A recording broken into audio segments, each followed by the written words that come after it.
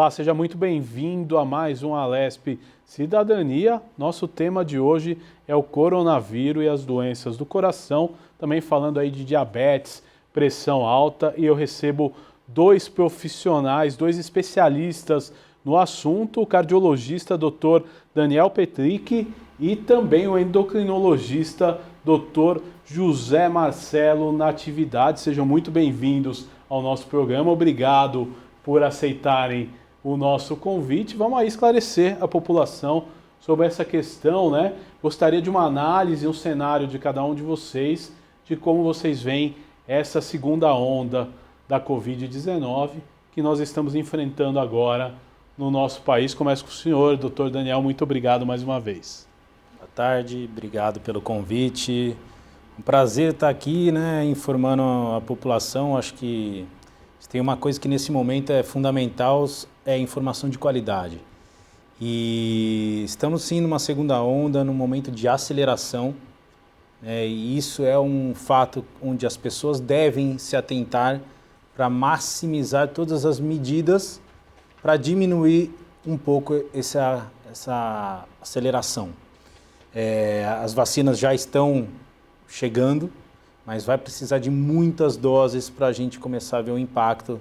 Então não dá para minimizar, não dá para diminuir a atenção e os cuidados frente ao coronavírus. Então, o que a gente fala desde o começo são as medidas de higiene, de distanciamento, como higiene das mãos, distanciamento e uso de máscara. Tá? Então, muita atenção, que nós estamos em franca aceleração da doença. Dr. José Marcelo Natividade, mais uma vez, obrigado por aceitar o nosso convite e recebê-lo aqui no nosso novo estúdio. Eu que agradeço mais uma vez essa oportunidade, né, de debater um assunto bastante interessante e muito atual, né? É um assunto com muita contra-informação, né? Tem fulano fala X, outro Y, e a população em geral fica meio que perdida, né? Na realidade, como você falou desde o início, realmente é uma segunda onda, é inevitável que isso... mas não é uma segunda onda provocada por algumas razões específicas. Eu acredito que não só pela questão das festas de finais de ano, mas já vinha ao longo do meados de novembro para dezembro, já uma certa, vamos dizer assim, como seria uma indisciplina geral da população e um relaxamento com as medidas básicas, não é, de distanciamento e de biossegurança e tudo mais. E a conta vem, né? A conta está vindo. E isso é muito preocupante, porque a população já está repleta, né, de ficar em casa, de ficar cerceada de suas atividades econômicas, estou falando em todos os níveis. E outra, mais do que isso que eu vejo com preocupação, é meio que uma descredibilidade dos governantes em relação às orientações que estão sendo dadas. As pessoas não estão mais botando fé no que fala um, no que fala outro. Isso é muito triste e muito preocupante. Agora, doutor, uma coisa que tem sido muito alertada, né, e aí a pessoa às vezes confunde até os termos, porque quando se fala em tratamento precoce, muita gente está fazendo tratamento sem ter, preventivo, diria eu. E eu gostaria que vocês alertassem sobre essa questão de pessoas aí que tomam medicamentos sem estar doentes, né? Que eu acho que isso já é uma orientação para qualquer doença, né? Primeiro o doutor Daniel, depois o doutor Marcelo. Veja, as grandes entidades, grandes sociedades europeias, americanas, brasileiras de infectologia, inclusive a própria Organização Mundial de Saúde, não existe medicação preventiva. Então, a única forma da gente prevenir frente ao vírus são aquelas medidas já de distanciamento. O tratamento precoce é a mesma coisa. Nada é mais importante do que ter um médico ao seu lado. Eu chamo de intervenção precoce, não tratamento precoce. Então, teve a doença, está diagnosticado, procure alguém para ter os cuidados. E aí é médico e paciente. O remédio que ele prescrever, ele tem total autonomia. Isso é o mais importante. Então, as pessoas não devem achar que existe algo para se prevenir do ponto de vista medicamentoso, que isso vai fazer elas diminuírem os cuidados de higiene e de distanciamento. Então, não pode abaixar a guarda acreditando que tem uma medicação que previne o vírus. Pois é, doutor Marcelo, uma coisa que me preocupou muito, eu vi pessoas dizendo, eu tomo aquele remédio, aí eu não preciso fazer o isolamento. Quer dizer, aonde chega, né, a consciência das pessoas? Né? As pessoas elas estão confundindo, primeiro, essa coisa de que eu tomo um remédio X, eu estou blindado em relação à doença. Não é? Claro que todos os guidelines atualmente apontam que não há ainda uma substância, uma molécula que previne contra o contágio do coronavírus. Mas como o colega muito bem explicou, a questão não é você evitar, mas quando você sentir os primeiros sinais, os primeiros sintomas, que é a fase 1 da doença, tem que procurar assim uma orientação médica. E aí cada médico vai ter realmente o seu, digamos, protocolo de atendimento naquela fase para aquele paciente especificamente. O que é bom para ele não necessariamente será exatamente igual para o vizinho que pegou. Então tem que ter uma orientação médica, não pode ser aquela orientação de WhatsApp, nem de Dr. Google. Tem que ter uma orientação, porque mesmo com essas medicações, muitas vezes controversas dentro das sociedades, elas têm uma maneira de você administrar e ver essa evolução nos primeiros dias, se elas estão sendo eficazes ou não. Não é? Entendeu? Agora, então, doutores, é importante, né, a gente esclarecer qual que é o limítrofe, por exemplo, que muita gente, por exemplo, tem rinite alérgica uma vida inteira, então acorda um dia com a garganta arranhando, outro dia com o nariz entupido, às vezes com uma dificuldadezinha de respirar por essas questões. Quando eu devo acender o alerta? Primeiro, doutor Daniel. Excelente pergunta, porque assim, muitas pessoas começam com sintomas muito frustos. Realmente é uma leve congestão nasal, uma dor de garganta muito leve. Isso talvez não chame a atenção da pessoa para estar ou não infectada. Então, talvez sintomas mais exuberantes, como febre, né, uma temperatura acima de 37,5, 37,8, dores no corpo, dor de cabeça intensa, diferente de outras dores de cabeça que a pessoa pode já ter apresentado, uma dor de garganta mais intensa. Então, se os sintomas ficarem mais exuberantes, é um alerta. E mais do que isso, se a pessoa teve contato com alguém sabidamente infectada, aí é luz amarela sempre. Qualquer sintoma tem que ser levado em conta. Doutor Marcelo. É exatamente isso. Quer dizer, só complementando, isso é muito importante. Se teve contato, quer dizer, ele foi um contactante, uma pessoa que teve Covid ou está com Covid, a faixa de idade dela, a comorbidades que essa pessoa tem, né? Nós temos que lembrar que a fase 1, que vai do primeiro dia dos sintomas ao 6º dia em geral, de 5º ao 7º dia, é a fase que eu considero particularmente a mais importante de todo esse processo, não é? Então, é muito importante, se você é uma pessoa do grupo de risco, teve contato, tem comorbidades, os primeiros, assim, primeiro dia, segundo dia, não importa se é ou não é. Procure o seu médico, ele vai te orientar. Porque essa coisa de você ficar em casa, esperando 2, 3 dias, para depois pedir um teste, mais 2 dias, não é? Já chegou no 6º dia. No 6º dia, e aí vai entrar naquela fase inflamatória da doença. Então, essa talvez a grande briga, eu acho, política, econômica, não é? Entre as sociedades, tudo mais, que a gente... O importante seria procurar um médico de forma precoce, aí sim você entra no coeficiente. Né? Então, e se você vê, uma coisa que é muito agora, que seria muito politizado, se você concorda comigo, se você pegar no H1N1, quando o Tamiflu, né, entrou exatamente na mesma vibe, vamos dizer assim, dessas drogas, não vou dizer o nome, que seriam anti-implicadoras, ninguém questionou. Foram utilizados, não tinham um consenso geral, mesmo entre as sociedades, mas era o que tínhamos para aquele momento e era muito importante. Hoje, talvez hoje seria a mesma coisa, só que infelizmente foi por uma politização enorme, não é? Interesses econômicos, e aí acabaram meio que deixando um pouco de lado essa primeira fase. Não é? E isso que é muito importante. Você pegar grandes grupos, tem uma operadora enorme aqui em São Paulo, não é? Que ela estaria fadada ao fechamento se não fosse o tratamento precoce na primeira fase da doença. Quando tudo isso passar, talvez fazer um estudo dela, que é um case fantástico, e ver onde acertou mais, onde errou menos, ou vice-versa. Mas, infelizmente, isso ainda está um pouco longe de acontecer, né? De a gente ter essa visão maior.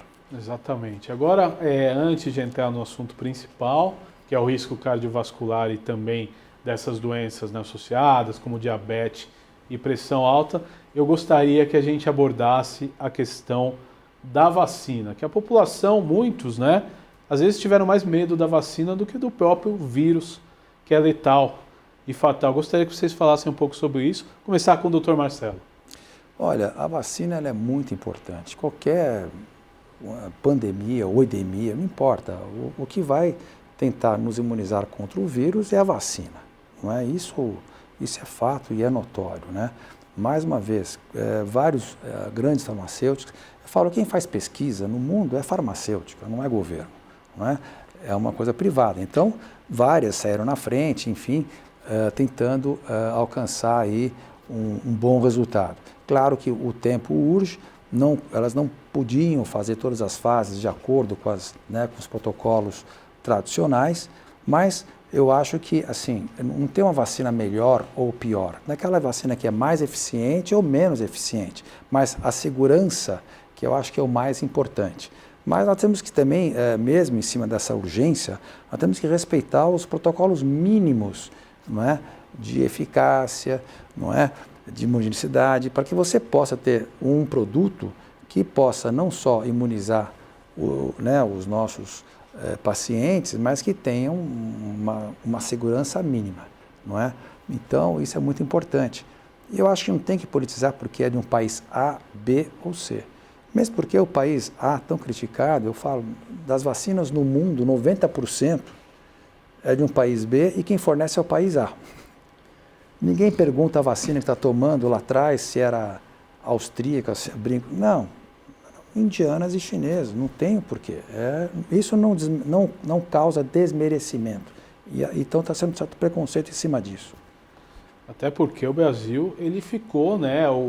As opções que vieram para o Brasil exatamente são as indianas e as chinesas. Não existe outra num prisma rápido, né? Exatamente. Em grande parte do mundo também. E mesmo as europeias, você vê que a Europa agora, eles estão com o pires na mão, porque eles mesmos, lá as grandes farmacêuticas são europeias, algumas americanas, não tem para eles também. Está faltando insumo, está faltando vacina. Quer dizer, realmente é uma situação muito complicada para o mundo inteiro, não só para nós. Doutor Daniel, e o senhor, a sua opinião sobre as vacinas? Acho que não existe nenhuma outra forma de mitigar a doença que não seja vacinando a população em massa. Né? Nenhuma doença se faz imunização com imunidade de rebanho. Então, a vacina é a grande oportunidade de mitigarmos, de diminuir essa brutalidade em termos de mortes e contágio.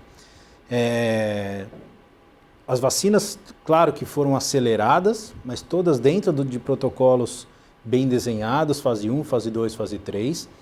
Todos os esforços no mundo, financeiros e pensantes, foram direcionados para a produção de vacinas e por isso que elas chegaram mais rápido que outras. E claro que algumas com maior eficácia do que outras, mas pouco importa. Uma vacina de 50% vacinando 90% da população, você vai conseguir o resultado. É muito melhor do que uma de 95% que você vacina 10% da população. Então, assim, acho que não me preocupa em nada a qualidade das vacinas que estão hoje aqui, né, disponíveis para nós. São absolutamente seguras. O Brasil é um país que dá aula de vacina para o mundo todo. Referência, né? É referência. Por exemplo, na poliomielite, a gente chega a vacinar 10 milhões de pessoas por dia, né? Por campanha, quer dizer, somos um exemplo. Né? Fiocruz e Butantan são institutos seríssimos, com grandes cientistas, grande capacidade de produção, mas a gente tem que dar essa chance para as coisas acontecerem. E eu acho que esse é o momento crucial na doença. A hora que a vacinação chegar em massa, com certeza os números irão cair. A gente vê em Israel que vacinou 35% da população e a gente já vê números assim absurdos, né? Em pessoas, a cada 130 pacientes em Israel que tomaram a segunda dose, apenas 20 infectados. Então, assim, é isso aí. 60% a menos de internação em pacientes acima de 60 anos. Então, é a nossa única chance. Então, todos devem vacinar quando chegar o momento, né? E a gente está ainda com essa dificuldade em ter esse grande número de vacinas disponíveis, mas a gente confia que em breve estaremos lá, né? Agora vamos entrar no assunto principal, né, que é o risco aí das comorbidades, né? Sem dúvida nenhuma, é um assunto que preocupa toda a população, né? Porque pessoas jovens que adoeceram, acabaram morrendo, vítima do coronavírus, né? E às vezes você falava, ela tem pressão alta, ela tem diabetes ou um problema cardíaco. O que é importante a gente esclarecer nesse programa? Além dessa questão, também os cuidados pós-coronavírus com essas doenças, porque tem casos, e nós vamos discutir mais a fundo, pessoas que continuam com uma inflamação no coração após o coronavírus e pessoas que desenvolveram a diabetes depois de ter o coronavírus. Eu acho que é um tema bem importante, mas eu vou começar com cada um dos especialistas. Primeiro, Dr. Daniel, quais os principais riscos do coronavírus para o coração? Vamos lá. Todos os vírus podem desencadear algum problema cardíaco, seja miocardites, que são inflamações do músculo cardíaco, arritmias, insuficiência cardíaca, que é uma falha na força do coração, mas parece que o coronavírus gosta um pouco mais que os outros. Então isso é um ponto importante. Alguns estudos chegaram a apresentar até 30%, 40% de complicações cardíacas durante ou pós o coronavírus. Por isso que as comorbidades, né, como hipertensão, como doença coronária, são comorbidades onde aumenta o risco do indivíduo.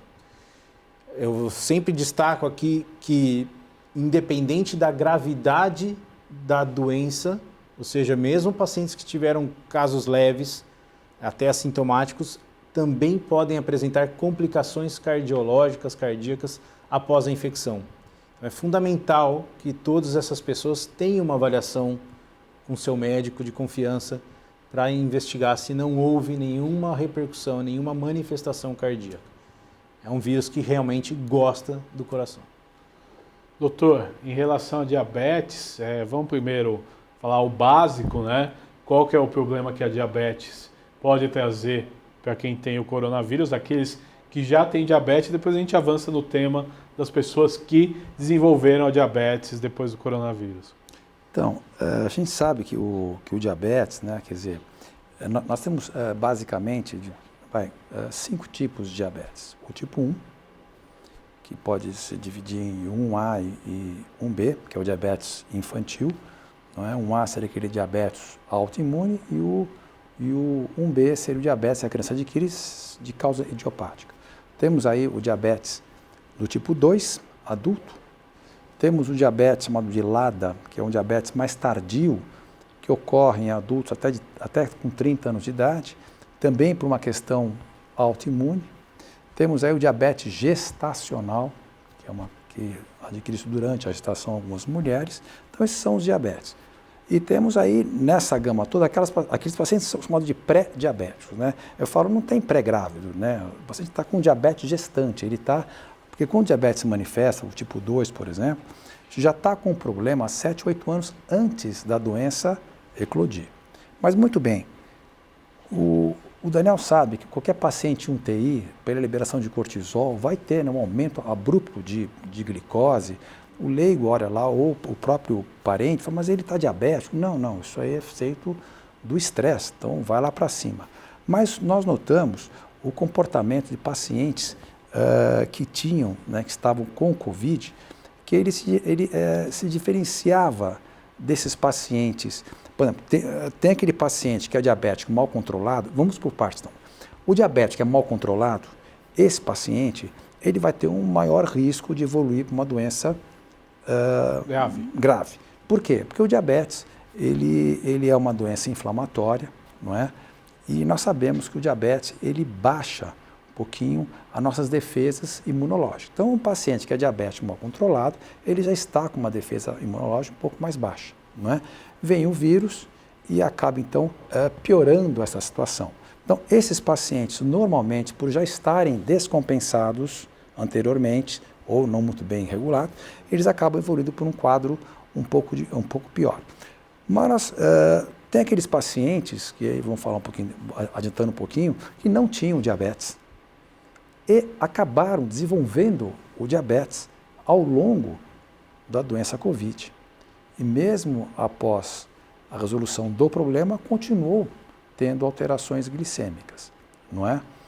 Então, hoje nós estamos meio que questionando. E outra coisa, pacientes estavam bem controlados, digamos assim, tomavam hipoglicemiantes oral, nunca tomaram insulina, mas durante a internação, então esses pacientes, muitos deles evoluíam por um quadro mais grave, tendo que fazer ajustes de doses, no caso desse diabetes no caso orais, ou mesmo entrando com insulina, sem nenhuma explicação plausível para isso, tá? Então, esse é um fato que está alertando. Mas o mais interessante é pacientes que nunca tiveram nada, como já falei agora há pouco, esses sim passaram a desenvolver o diabetes pós-Covid. E nós não sabemos se ele vai ser transitório, se ele veio para ficar, que nome que nós vamos dar para esse diabetes, se é que ele vai ficar. Pode ser um novo diabetes, a sexta forma. Pode ser um novo diabetes, pode ser a sexta forma, entendeu? E aí algumas coisas explicariam isso, que até entra na área do Daniel, que é um receptor que ele conhece muito bem, chamado de ECA2 e o ECA1, né, que é o ACE2 e o ACE1, que é uma proteína, é um gene que gera uma proteína transmembrana. Na realidade, esse ACE2, esse gene, ele foi descoberto em anos 2000, não foi? Que o básico é o seguinte: esses receptores, eles controlam, né, a nossa pressão arterial. Eles estão no corpo inteiro, né? Então, o tal do ECA1, vamos dizer assim, ele fazia uma vasoconstricção, e o tal do ECA2, a vasodilatação, tá? Em pacientes que têm, por exemplo, hipertensão, no caso dele, ele deve ficar de cabelo branco, embora ele não tenha, né?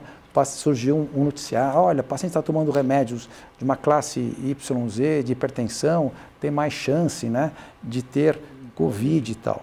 Por quê? Porque na época pensava-se que esses pacientes que tomam essas medicações têm uma maior expressão do ECA2, que é a porta de entrada do vírus, tá? Então, isso ele vai pode dizer com propriedade, eu não sei se isso foi, acho que foi meio que já foi afastado. E logo no começo era isso, o pessoal fala, quem toma remédio para pressão tem que falar com o seu médico. Isso foi... E muitos pararam, né? Sim. E podia causar um problema sério. De repente você para uma medicação dessa de uma hora para outra, né, doutor? Com certeza. Fale sobre isso. Desde o começo, né, quando se estudou essa fisiopatologia da doença, né, a gente sabe que no pulmão tem muitos receptores para ECA2, e aí tentaram entender como que isso acontecia. Será que pacientes que tomavam essa classe de antihipertensivo pioravam o seu quadro pulmonar? Mas desde o começo, a orientação das sociedades era não suspender, porque a gente sabe que os pacientes, quando estão mal controlados da pressão, são justamente aqueles que têm uma pior evolução, são justamente aqueles onde o coração inflama mais. Então, é melhor que se deixasse o paciente controlado, e aí os estudos iam progredindo. E aí, semana passada, saiu um grande estudo, inclusive com participação nacional, que afastou por completo que trocar esse tipo de medicação piora o risco do indivíduo no Covid. Não é nem que não faz nada, piora. Então, leva um risco maior. Desde o começo, foi uma medida acertada em se manter essa classe de antihipertensivo para aqueles pacientes que já tomavam. Confirmou, né? O que ele já confirmou o que eles já pensavam, né? Exato. A ciência ela evolui, né? Ainda mais uma doença que está em evolução, né? Exato. Acho que para vocês médicos deve ser um aprendizado todos os dias, né? Não tem jeito, tem que esperar a evolução da ciência. Doutor Marcelo, doutor Daniel, a gente vai para um rápido intervalo, mas você não sai daí que a gente volta com a Lesp Cidadania, hoje falando de problemas cardíacos e diabetes em tempos de Covid. Eu já volto.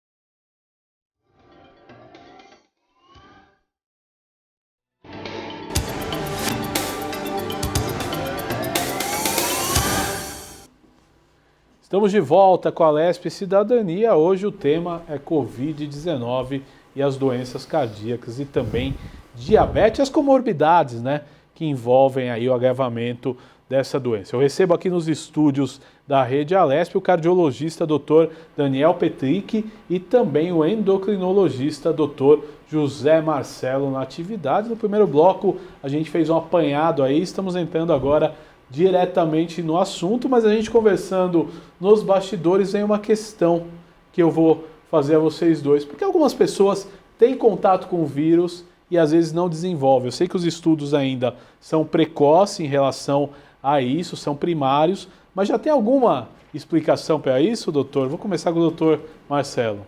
Olha, tem alguns artigos até muito bem robustos, mas a maioria in vitro, não são na população em geral, em pessoas. Uma coisa que poderia explicar, como nós já falamos anteriormente, o vírus Covid, né, da família Corona e outros vírus também, ele em especial, ele usa um receptor chamado de ECA2 para poder adentrar no nosso corpo.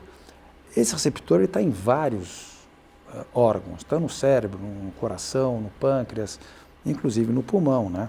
Tá certo? Muito bem. Porque o que poderia explicar que você, estando casado, a sua esposa, né, pegou o vírus e você não? Acontece que esse receptor, né, ECA2, na verdade, é um gene que faz uma proteína do mesmo nome, que ela está lá na transmembrana lá da célula, ele serve de porta de entrada. Esse gene está sempre em mutação, quer dizer, não é uma mutação dentro de você. Na população em geral, com etnia e tudo mais, você tem aí pessoas com um gene com uma característica X, que é para o mesmo receptor, o outro característica Y. Geralmente, o que estão se apostando é que o Covid ele é muito ávido por esta porta de entrada que tem uma característica muito específica. Então, este indivíduo que tem esse tipo de receptor com essa característica, provavelmente, é o que nós estamos tentando, seria um cara que iria pegar. O outro que teria o mesmo gene, tal, só que com uma pequena modificação em sua molécula, o vírus já não conseguiria adentrar e não conseguiria fazer o estrago que faria no outro. É uma possibilidade, isso é in vitro ainda, mas pelo menos poderia explicar, né, Daniel, em parte, por que algumas pessoas desenvolvem, outras não.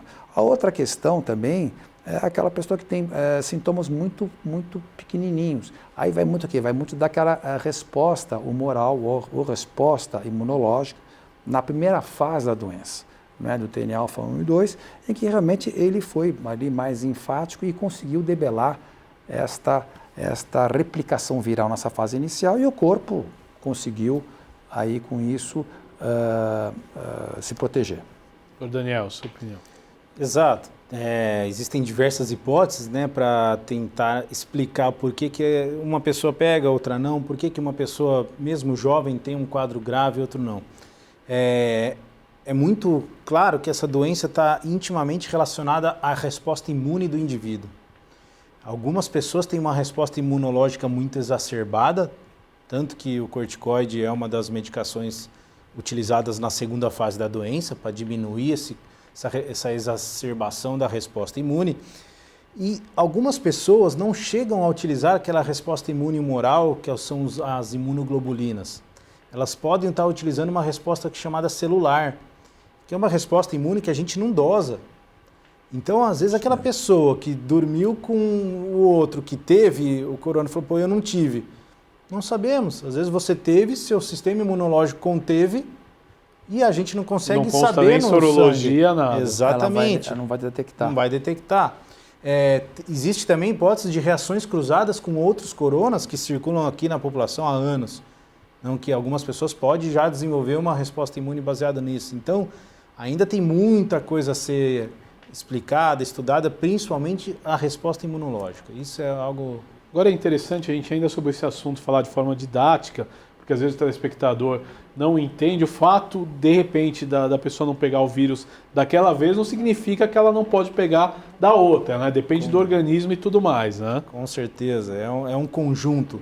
A resposta imune do indivíduo, como o indivíduo está naquele momento, né?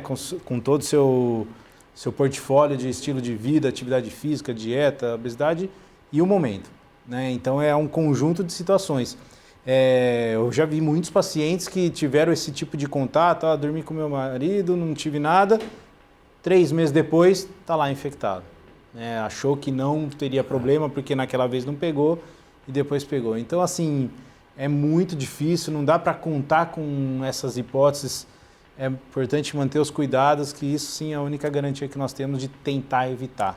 Dentro dessa história dos cuidados, né? Os estudos novos mostram que a transmissão via superfície é menor do que o contato direto? Hoje já tem uma certa segurança para falar, porque muitas autoridades têm batido nisso, né? O que temos evoluído em relação a isso? Eu acho que foi muito na fase inicial. Também foi o Por não pânico conhecer general. a doença, né? Acaba... As pessoas, até eu brincava com os pacientes, as pessoas estão confundindo vírus com bactéria, né? Quer dizer, aquela coisa, inclusive me lembro que logo no início, algumas soluções toscas, né? Você comprava, você tinha lá o supermercado, você enchia o carrinho, põe numa luz ultravioleta e o carrinho inteiro esterilizava. Luz não faz curva. Então, você tem embalagens assim, com vários formatos, como é que você vai esterilizar aquilo ali? Quer dizer, era uma coisa absurda. Claro, eu, assim, usando bom senso, você está pegando alguma coisa, você vai comer uma maçã que está exposta numa feira ali. Aí isso nem em épocas de não corona, né? Qualquer doença. Mas você lá, que é muito manuseado, você vai pôr na boca, provavelmente ali você corre uma chance. Mas eu falo que, pelo menos os estudos agora mais recentes, é bem menores. Isso não quer dizer que nós temos que anular tudo que foi feito agora, não esterilizar, ou não limpar as coisas que você manuseia e tudo mais. Isso que é uma questão de higiene. Outra questão é a questão do sapato, né? Eu nunca vi ninguém pegar vírus através dos pés, do sapato que chega em casa. Essa higiene ela tem que ser, como já fazem os asiáticos há séculos, né? É chegar em casa e tirar o sapato, né? Porque ele é fonte de bactérias e tudo mais, de micro-organismos. Mas você pegar um coronavírus, porque você pegou na sua casa, pisou no seu tapete, gente, eu não vejo, nem sendo médico, mas assim, usando um olhar mais crítico, é pouquíssimo provável, se não dizer impossível, né? Então, talvez isso seja bom para você poder relaxar um pouquinho nessa loucura de pessoas que estavam parecendo que estavam entrando numa sala cirúrgica, antessala, mas tiravam, põe a roupa para lavar logo em seguida e se escorregava um pouquinho, cortou nos olhos, já achou que tinha vírus. Quer dizer, então entrou um pânico, uma coisa que deixa a dona de casa, que estava presa em casa, ensandecida. Que aí já mexe com outro fator, que é a saúde mental das pessoas, né? Que é séria também e a gente tem que manter ela o melhor possível. Doutor Daniel, o senhor? Perfeito. Eu acho que é importante as pessoas saberem que o grande vetor de transmissão somos nós. A transmissão por gotículas, aérea. Então, esse é o grande vetor. Situações de superfície até pode acontecer, mas como o doutor falou, é questão de higiene. Eu acho que você acabou de chegar em casa de um metrô, um transporte público, teve muito contato, não custa tirar a roupa, não precisa tomar banho. Se tiver oportunidade, ok. Mas higienizar as mãos, trocar de roupa, não tem problema nenhum. Mas está atento 100% a transmissão de partículas. É aí que está o grande perigo. Eu sempre, em todas as minhas postagens, declarações, eu frisei muito as máscaras serem cada vez mais adequadas. Eu sempre reforcei que quem pudesse ter uma máscara N95, vai utilizar transporte público, é obrigatório. Meus funcionários usam desde março. E agora na Europa a gente já vê, né, a Alemanha já recomendando a máscara N95, que é de pano. Então, é óbvio, se o médico entra numa unidade de terapia intensiva, né, com uma máscara dessa, é aí que está a segurança. Era que nem antigamente que as pessoas usavam lenço de pano e depois, né, se aboliu, porque realmente era então, assim, quem puder, se eu pudesse dar uma orientação pública. Claro que isso tem um custo, né? Para as pessoas que não têm, às vezes, condições de comprar, de utilizar dinheiro para o transporte público, mas que vão para lugares mais aglomerados por necessidade, que utilizem uma máscara melhor, né? A PFF2 ou N95. Isso sim mitiga o vírus. Exato, é interessante a gente esclarecer e trazer essa informação. Voltando ao tema de comorbidades, doenças cardíacas, doutor, e aquelas pessoas que são assintomáticas, de repente têm uma rotina de atividade física, testaram positivo para o coronavírus, devem fazer um check-up antes de voltar? Absolutamente necessário. Como eu disse, alguns estudos mostram que até 15% a 20% das pessoas assintomáticas têm algum acometimento cardíaco.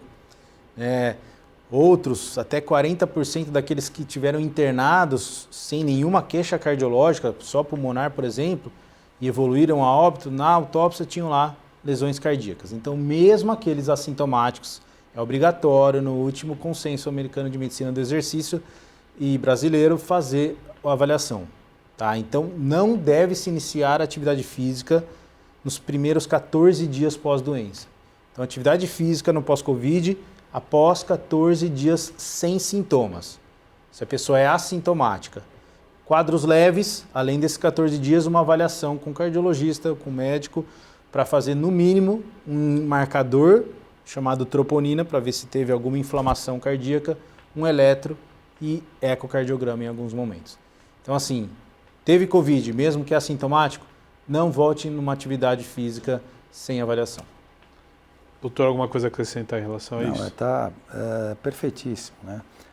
E fora, eu acho que acrescentando um pouquinho o que ele nos explanou, também a questão da microcoagulação vascular disseminada, que pode acontecer até 30 dias após ter tido a doença, mesmo estando assintomática ou com grau muito leve. Que é o exame que chama dímero D, não é dímero isso? D, que você tem que acompanhar, porque isso, em alguns casos, até foram noticiados logo, acho que em junho, julho, eu me lembro que era um repórter, uma pessoa da televisão, jovem, né, 30 anos de idade, ele depois de um mês teve muito fraquinho, aí sofreu, né, foi um infarto por um processo de microtrombos. Então, nós temos que, como falou, teve a doença, os primeiros 14 dias, vá ao cardiologista, ele vai pedir uma série de exames para te colocar novamente dentro da sua atividade física habitual. Agora, doutor, os senhores tocaram no assunto interessante. Quais os sinais de alerta em relação a isso? Porque às vezes a pessoa é assintomática, não está sentindo nada, mas pode ter uma complicação aí, por exemplo, de coagulação.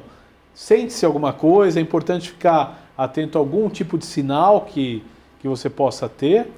Olha, na minha pequena experiência porque é um ano só os pacientes assintomáticos e tudo mais, na realidade você não tem, se você não fizer esse monitoramento, eu falo semanal, no meu caso eu peço dímero D, essa troponina, se você não tiver esse monitoramento, porque através dele você vai vendo que ela vai crescendo, então você já vai ligando a luz amarela. Mas se você não faz isso, ele é pode ser uma coisa súbita, né? É um microtrombinho, foi lá, ele estava lá soltinho, estava na parede, sumiu, ele subiu e pegou, vamos supor, se for para o cérebro, vai dar um AVC isquêmico. O coração, né? Um pequeno infarto ou um grande infarto, assim. Ele pode dar em qualquer parte do corpo. E a maioria das vezes é totalmente assintomático. Ele está em casa, de repente, tem uma parada cardíaca ou tem um AVC e não teve.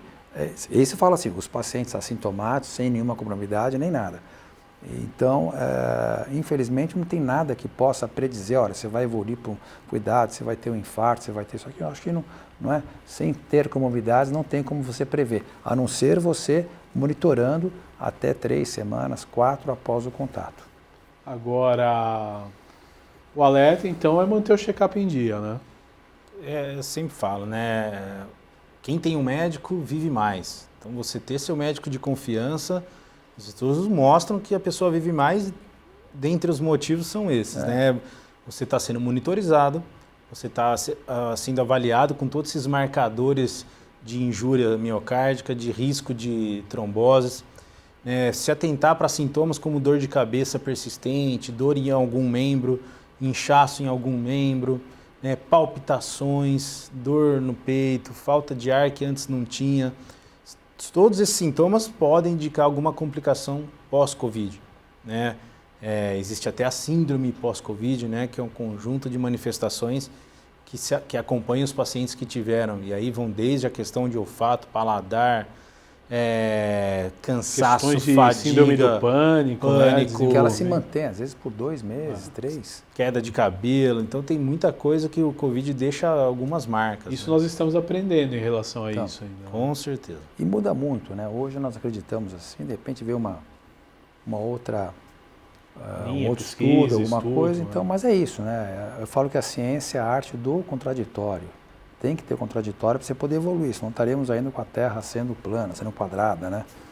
Entendeu? Agora, doutor, e o lance, né, que é bastante discutido também, da diabetes, né? Muitas pessoas, como a gente comentou no início do programa, sadias, têm o Covid e saem do Covid com a diabetes. O senhor até comentou que pode ser um novo tipo de diabetes. O que já se sabe sobre isso? Então, a gente sabe que realmente ele, como esse receptor tem vários órgãos, né? Ele também está no pâncreas, na célula beta. A gente não sabe se esse diabetes pós-Covid, ou mesmo, quer dizer, que ocorreu durante a Covid e permanece alto pós-Covid, se ele vai ser duradouro ou não, se será um novo tipo de diabetes nós poderíamos considerar, não é? Porque é muito recente, né? Você vê, nós temos aí 12 meses de pandemia, não é? E esses estudos até surgiu aí em Londres, né? Uma equipe chamada de Covidiab, são 17 pesquisadores que estão fazendo esses levantamentos multicêntricos para tentar achar, em cima desse N grande, quer dizer, desse número de pacientes, para ver se consegue achar algumas respostas para várias que estão aí, né? Ele veio para ficar, a resposta terapêutica é a mesma que nós temos aí com os diabetes tradicionais. Qual é o melhor, remédio para esse paciente? É insulinizar, é via oral, é o conjunto dos dois? Quer dizer, ainda não tem muita pergunta e pouca resposta, mas precisa ficar atento a isso. Só uma parte, para não deixar os pacientes com diabetes muito preocupados, é o seguinte: o risco de você contrair o Covid é o mesmo em pacientes com diabetes controlado daquele não controlado. Então, ou seja, não é porque eu sou diabético. O risco é o mesmo para todo mundo. Todo mundo. Mas se você tem, por exemplo, um diabetes mal controlado, quer dizer, quando você adquire, o risco da evolução tua, ela já começa ruim. Mas para o paciente que é muito bem controladinho e tudo mais e tal, ele tem o mesmo risco de evoluir para um quadro pior do que aquele que não é diabético. Tá? Então, eu falo que o controle da doença, não só da hipertensão, do diabetes e outras patologias crônicas, esse é o principal ponto de segurança que esse indivíduo vai ter. É controlar, manter-se dentro de um controle. Que, aliás, essa loucura toda de lockdown e tudo mais, né, tem uma grande demanda de pacientes cardiológicos, quer dizer, cardiopatas que não fazem o reprimidos, né, no controle. E que estão agora vindo aos hospitais, e de diabéticos também, né? Então vai somar essa gama de pacientes que não fez controle nenhum, que vão se somar a gama de pacientes que adquiriram diabetes pós-Covid. E o mesmo caso, acredito que seja na área de cardiologia, pacientes que deixaram de se tratar, de serem identificados com doenças, e agora estão saindo, indo aos consultórios e lotando.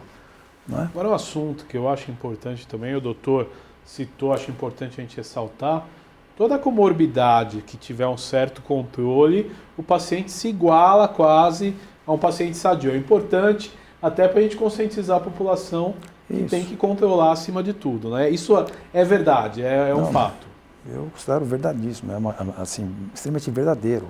Né? Você está controladinho, está ok.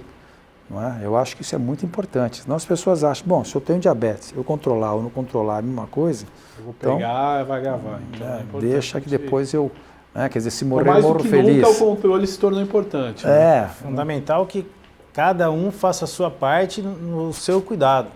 Né? O autocuidado não pode deixar de existir num momento como esse, muito menos. Né? Então, o controle do peso, o controle das doenças de base, como hipertensão, diabetes, colesterol, já é parte do seu tratamento se você ficar infectado. Então, o vírus gosta de um ambiente inflamado. O grande alimento do vírus é a inflamação.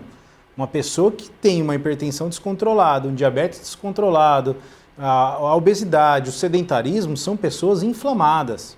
Então, elas estão atraindo o vírus. Então, cuidar de cada um desses fatores é o primeiro passo para ter uma melhor sorte se você for infectado. Agora vocês citaram o assunto, e nós já estamos indo para os minutos finais do nosso programa. Eu queria debater um assunto com vocês dois, que é exatamente no que o Dr. Daniel falou, a questão da obesidade e da síndrome metabólica. São dois fatores, né? A obesidade já é constatadamente um risco, cerca de 7% das pessoas que tinham comorbidades que morreram eram obesas, né? E a síndrome metabólica, que é um negócio que é bem frequente hoje. Eu gostaria de saber a opinião de vocês sobre essas duas doenças e o Covid. Na verdade, a síndrome metabólica ela é uma reunião de diversas doenças em cima do mesmo indivíduo. Né? Aumento da pressão arterial, alteração de lípides, né? Hipertensão. E uma coisa muito importante, que é a esteatose hepática, a infiltração gordurosa no fígado, não é? Isso é muito importante. Então isso vem lá, acompanha uma resistência insulínica, não é? Então tem todo um quadro inflamatório. Quanto maior o quadro inflamatório do indivíduo, não é? Ele vai estar com uma parte, ele vai estar com uma baixa imunidade, quer dizer, em termos imunológicos, ele vai estar mais susceptível a ter infecções secundárias. Então, esse indivíduo ele pode contrair com muito mais facilidade uma pneumonia e outras complicações. Então, naturalmente, o indivíduo que tem todas essas comorbidades juntas, que demos o nome de síndrome metabólica, que aliás uniu nós aos cardiologistas, né? Porque uma coisa não pode viver sem a outra, com certeza. A gente sabe que uma complicação minha vai gerar na dele e a dele vai acabar na minha. Eu diria que vai ter uma terceira área, que são os nefrologistas, que é muito importante também, não é? Então, porque ela é muito sistêmica. Diabetes é uma doença polifármaco e multissistêmica. Não dá para trabalhar um único profissional querer abraçar tudo. Não. Eu posso deixar meu paciente diabético muito bem, mas se eu não mandar ele para o cardiologista, ele pode morrer do diabetes, mas vai com certeza ter problema cardiológico. E se eu não mandar também ele para o nefrologista, ele pode ter problemas renais muito importantes que vai acabar meio que mitigando todo o meu trabalho. Entendeu? Dr. Daniel. E outro detalhe, no paciente obeso, né, a gente sabe que o coronavírus tem uma predileção especialmente pelo pulmão. Os pacientes obesos, a grande maioria, já tem uma restrição ventilatória, né? Já tem uma capacidade cardiopulmonar diminuída, em tese, e isso faz com que as medidas para combate a doenças pulmonares fique cada vez mais difícil. Então, um paciente obeso que precisa de uma ventilação mecânica, que é entubado, ele é muito mais difícil de ventilar, sim, de fazer aquela pronação, que é colocar ele de barriga para baixo. Então, tudo dificulta. Então, é também por causa disso que a mortalidade nesse grupo de paciente é maior, além de, claro, que o doutor falou, da questão inflamatória, né? São pacientes muito inflamados. Então, veja que é deixar um ambiente antiviral, deixar um ambiente anti-inflamado, né? E isso a gente faz no dia a dia, né? O estilo de vida e o combate a esses fatores de risco. Então, essa é a grande mensagem que a gente pode deixar aí para as pessoas. Estamos chegando nos momentos finais do nosso programa de hoje. Eu quero agradecer a participação do Dr. José Marcelo Natividade. Muito obrigado. Eu agradeço. Viu, por mais uma vez estar aqui conosco. Daniel Petric, muito obrigado também pela participação. E sempre que possível aí para a gente esclarecer a população, prestar serviço, é importante a presença de vocês. Então, muito obrigado, viu? Obrigado, agradeço. E este foi mais um Alesp Cidadania. Você continua agora com a programação da Rede Alesp. Eu quero convidar vocês a acessar nossas redes sociais, canal no Facebook, no YouTube e também no Instagram. Agradeço a sua audiência. Até um próximo encontro. Tchau.